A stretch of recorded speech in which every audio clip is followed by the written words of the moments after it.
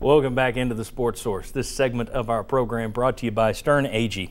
Do me a favor, folks. If you're thinking about your finances, if you want to start planning ahead for your retirement, or if you're wanting to plan a college fund for your child, or if you're wanting to start a family of your own, you need to get your house in order in terms of finances, and the best group to sit down and listen to your issues, help you step through these things, and help you create a plan for yourself, for your future. Stern Agee. I really like these guys in dealing with them. I think you will too. Stern Agee right here in Knoxville, local people for you to talk to right in town. Stern Agee. Give them a call this week. All right, back with Bob, Will, Shazan, and Sterling, and I want to show some quickie information here on Florida's offense and just how rotten it is. Hopefully there's not a glare there and you can see it. You can see that totally they have 42 total drives on offense this year. Only 12 of them have covered 50 yards or more, okay? And 8 of those were against Eastern Michigan. So they have 4 drives of 50 yards or more against their other 2 opponents, Alabama and Kentucky. Just 16 scoring drives, field goals and touchdowns, 10 of those against Eastern Michigan. And then you look at the bottom of those, they have 9 drives that have covered 45 or more yards for a score, just 9. So 7 of their drives have been set up by turnovers. They are plus 12 through 3 games.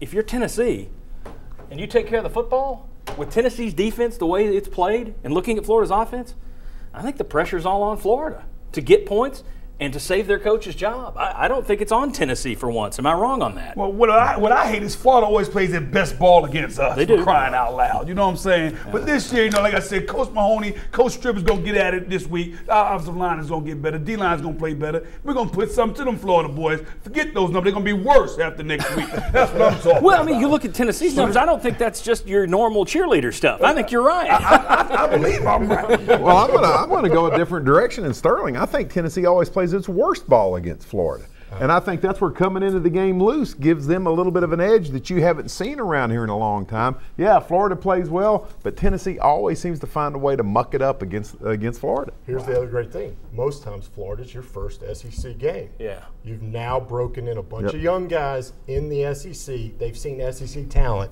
Now they get to play Florida second. I think that's going to be a big difference for this group comparatively to playing Florida first is their first SEC game. I mean, I'm with Sterling on this.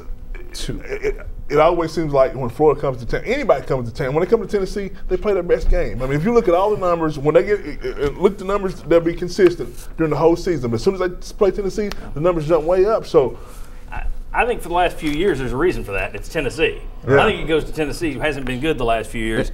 I think that's different. I think Tennessee has a better chance. But good point. I think right now, Florida, their coaching staff has more pressure on them than UT's does. Well, in the past, it's always been, okay, can you get your signature win? Well, Butch Jones has already beaten South Carolina. Signature win taken care of. The pressure is on Florida. Their coaching staff, their offense. They got great talent on defense, but they got busted up the gut by Alabama. So we'll see what Florida can bring to the table. But I think for once, first time in a long time, the pressure's on Florida. Cavaliers line next. Who here picks Tennessee to cover whatever that line is? Come on back. Want your own man cave? Turn to Benedict Construction.